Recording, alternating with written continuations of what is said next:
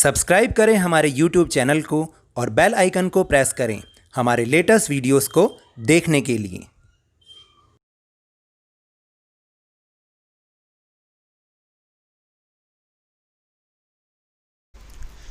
Worksheet शुरू करने से पहले फिर से एक ज़रूरी सूचना, क्योंकि आज भी मैंने देखा है कि मेरी वर्कशीट की सारी नोटिफिकेशंस नहीं आ रही हैं, तो कृपया आप थोड़ी थोड़ी देर में जाके, लगभग 2 घंटे में जाके एक बार लवनीश सर की क्लास चैनल पर विज़िट कर लीजिए और आपको वहाँ पर हमारी लेटेस्ट और अपडेटेड वीडियो मिल जाएंगी। तो आप वहाँ से इस वीडियो को देखकर फ़ायदा उठाइए और अपनी वर्कशीट को अच्छी तरह समझिए।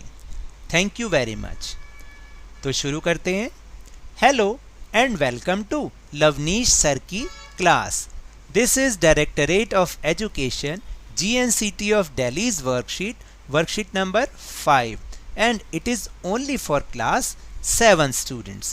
It has taken from the subject mathematics and we will discuss the topic probability in this worksheet. What is probability?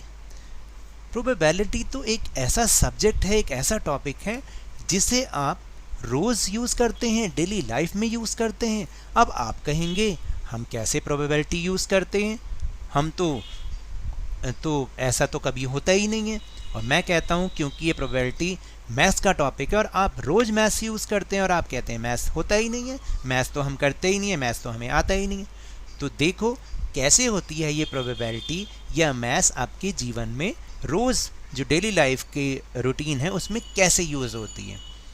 तो ज़रा दिमाग लगाओ कि हम बहुत बार अपना जो है क्या करते हैं, अनुमान लगाते हैं। अनुमान समझते हो कि हम पॉसिबिलिटी लगाते हैं कि हाँ यार आज तो ये जो आजकल वो चल रहे हैं, कौन से गेम्स चल रहे हैं, वो 2020 वाले जो गेम्स चल रहे हैं, IPL। यस, IPL में आप कहते हो कि आज तो KKR जीतेगी या आज तो वो मुंबई इंडियंस जीतेंगे। तो आपके मन में कहीं ना कहीं कुछ ना कुछ ऐसा होता है कि आपकी अंदर की इंट्यूशन कहती है या आपके अंदर कुछ ऐसी कैलकुलेशन चल रही होती है कि हाँ यही टीम जीतेगी। तो ये जो आपने सोचा, जो आपने पॉसिबिलिटी अपने दिमाग में लाई, इसी को हम प्रोबेबिलिटी कहते हैं। तो चलिए हम और दूसरे एग्जाम्पल से भी इसको सीखते हैं। सो now let's start and understand with me. उफ, it is so hot today. Maybe it will rain today. No, it may not. तो ऐसा तो बहुत बार आपके साथ हुआ होगा ना, जब आप अपने फ्रेंड्स के साथ होते हैं या यंगर ब्रदर एंड सिस्टर्स के साथ होते हैं, पेरेंट्स के साथ होते हैं, तो आप कई बार कहते हैं कि आज तो बहुत ज़्यादा हॉट सीज़न हो रहा है, बहुत ज़्यादा गर्मी लग रही है और आज ज़रूर बारिश होगी। लेकिन आपके जो अगेंस्ट हैं, वो जो आपके पेरेंट्स हैं या कोई भी है, वो कहते हैं नहीं आज नहीं होगी। No, it may not. In our daily life, in our daily conversations we use probability very often. यानी हम इस प्रोबेबिलिटी को, आपको पता है, बहुत बार यूज़ करते हैं अपनी डेली लाइफ की कन्वर्जेशन में। As there are situations in our life that are certain to happen, some that are impossible and some that may not happen। तो ऐसी बहुत सारी सिचुएशंस हमारी लाइफ में होती हैं जो कि सर्टेन टू हैपन हैं, होना है तो होना ही है। समझे कि जैसे आपको बड़े होना है तो होना है, उसे कोई रोकेगा थोड़ी। कुछ चीज़ें ऐसी होती हैं जो इम्पॉसिबल होती हैं। इम्पॉसिबल जैसे कि आप कहते हैं कि क्या कहते हैं कि अभी देखो विंग्स निकल रहे हैं, वो देखो पीछे से मेरे विंग्स निकल रहे हैं और मैं उड़ रहा हूँ। कभी ऐसा होता है? That is impossible. And some situations are, वो क्या होती हैं कि सम दैट मे और मे नॉट हैपन, वो हो भी सकती हैं और नहीं भी हो सकती। जैसे कि आपकी लेंथ बढ़ने वाली बात होती है। देखिए हमारी जो बॉडी की लेंथ है वो बहुत सारी चीज़ों पे डिपेंड करती है। तो कईयों की लेंथ बढ़ती भी है और कईयों की नहीं भी बढ़ती है, तो ऐसी सिचुएशन भी होती है। तो द सिचुएशन दैट मे और may not happen has a chance of happening, यानी जो सिचुएशन मतलब हो भी सकती है और नहीं भी हो सकती। तो यही मतलब जो है कि इसकी मतलब संभावना होती है किसी भी सिचुएशन की कि वो हो सकती है या नहीं हो सकती। The chance an event will occur और नॉट इज प्रोबेबिलिटी, यानी जो उस सिचुएशन के इवेंट के चांस हैं होने के या ना होने के, वही प्रोबेबिलिटी होती है। यानी या तो वो होगी या वो नहीं होगी। तो इसी तरह इसका फॉर्मूला भी बन गया। देखो मैथ्स में फॉर्मूला भी कितना इजी से बन गया। Probability of occurrence of an event, यानी उस घटना के होने के जो चांस हैं वो कैसे होंगे, तो टोटल नंबर ऑफ आउटकम्स, यानी जितने भी उसके आउटकम्स हो सकते हैं, यानी एक होगा और एक नहीं होगा, तो टोटल कितने हुए, 2 हो गए ना। और ऊपर आ जाएगा फेवरेबल आउटकम्स, यानी जितने आप चाहते हैं। तो बन गया ना फॉर्मूला कि जितने आप चाहते हैं वो परिणाम और जितने उसके घटना के होने के कुल परिणाम हैं बटे में वो बाय वो, तो बन गया formula. So now let's understand this with the example, with the help of an example. When a coin is thrown, it has 2 possible outcomes, head और tail। यानी कि जब हम एक कॉइन को टॉस करने के लिए उछालते हैं, कब उछालते हैं, हम क्रिकेट में करते हैं ना, तो उसके 2 पॉसिबल आउटकम्स हो सकते हैं, या तो हेड आएगा या टेल आएगा। तो टोटल आउटकम्स कितने हो गए, 2, and it is equally likely to be obtained। ठीक है, यानी वो मतलब वही कहने का मतलब यही है कि भाई उसके केवल 2 ही चांस होंगे, या तो हेड आएगा या फिर टेल आएगा। प्रोबेबिलिटी ऑफ गेटिंग हेड और टेल इज 1/2। ऊपर वाले फॉर्मूला से ही हमने बनाया। टोटल नंबर ऑफ आउटकम्स कितने होंगे उस कॉइन को थ्रोन करने के बाद, 2 होंगे, हेड एंड टेल। और हेड आने के कितने चांस होंगे, 1/2, यानी हेड आने का 1 चांस, लेकिन टोटल आउटकम्स हैं 2, तो आंसर इज 1/2। इसी तरह टेल का 1/2। तो probability of a sure event is equal to always 1। जो इवेंट श्योर है, जो घटना होनी ही होनी है, उसकी प्रोबेबिलिटी हमेशा 1 होती है। And the probability of an impossible event is always 0। यानी कोई जो इम्पॉसिबल इवेंट है उसकी प्रोबेबिलिटी हमेशा 0 होगी, यानी वो तो कभी होएगा ही नहीं, क्योंकि वो तो इम्पॉसिबल है। If today is Tuesday, yes today is Tuesday, then tomorrow will be Wednesday. और ऐसा ही होगा ना। इज इट सर्टेन और लाइकली, यानी ये होगा या फिर इसकी संभावना है कि होगा या नहीं होगा, आप बताइए। Yes it is certain. Since it is certain and there is no chance of tomorrow not being Wednesday, यानी ऐसा हो ही नहीं सकता, ऐसा कोई चांस ही नहीं है कि कल वेंसडे ना हो, then the probability is 1, यानी 100%। और अगर मैं कहूँ कि if today is Tuesday then tomorrow will be Sunday, is it happen? हो सकता है ये क्या है?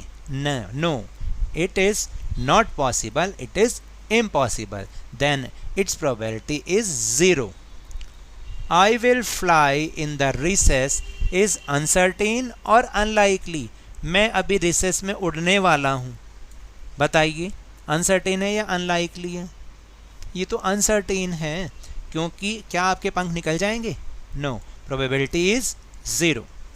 And the some other fact about the probability is probability can not be negative, यानी वो माइनस में नहीं हो सकती। And it can not be greater than 1, और वो 1 से बड़ी भी नहीं हो सकती, यानी 1 से ज़्यादा नहीं हो सकती, बाय में हो सकती है, जैसे कि हमने ऊपर हेड की प्रोबेबिलिटी करी 1/2।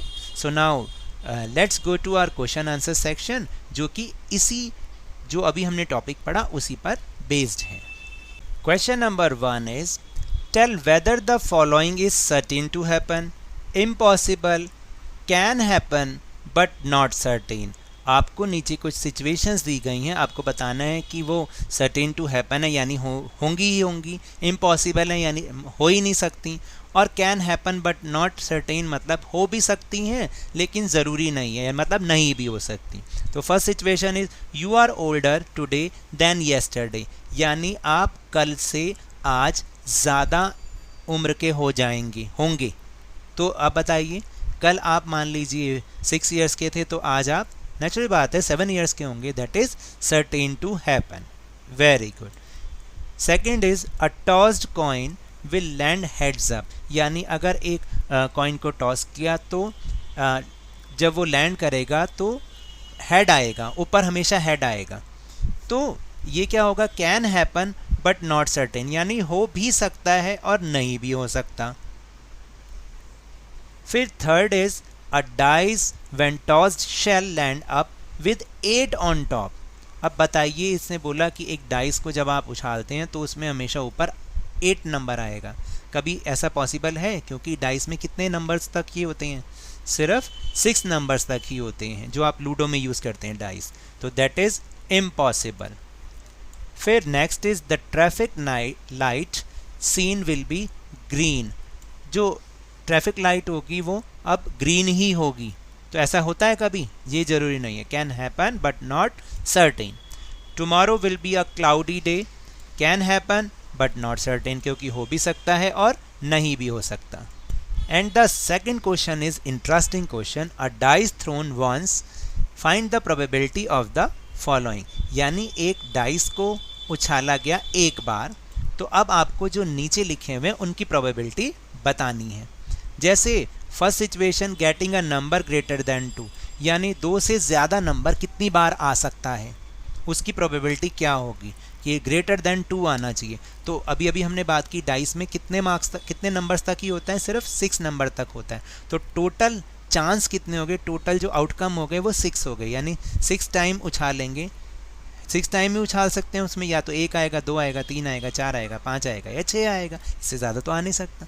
अभी 2 से ज़्यादा नंबर आने के लिए तो कितने चांस बनेंगे, केवल 4 चांस ही तो होंगे, या तो 3 आएगा या 4 आएगा या 5 आएगा, 6 आएगा जो कि 2 से बड़े हैं। तो टोटल आउटकम हो गए 6 और जितने आपको चाहिए वो हैं 4, तो जो फ्रैक्शन बनेगा, प्रोबेबिलिटी बनेगी 4/6, और जब हम इसको और सॉल्व करेंगे तो 2/3 बन जाएगी। 2 2s are 4 and 2 3s are 6, दोनों 2 से डिवाइड हो रहे हैं, तो answer is 2/3। Second situation is getting a composite number. बेटा कॉम्पोजिट नंबर क्या होता है? कॉम्पोजिट नंबर वो नंबर होते हैं जो खुद से डिवाइड हो जाएं या 1 से डिवाइड हो जाएं और किसी अनदर नंबर से भी वो डिवाइड हों, ये तीनों सिचुएशन उनके साथ होनी चाहिए।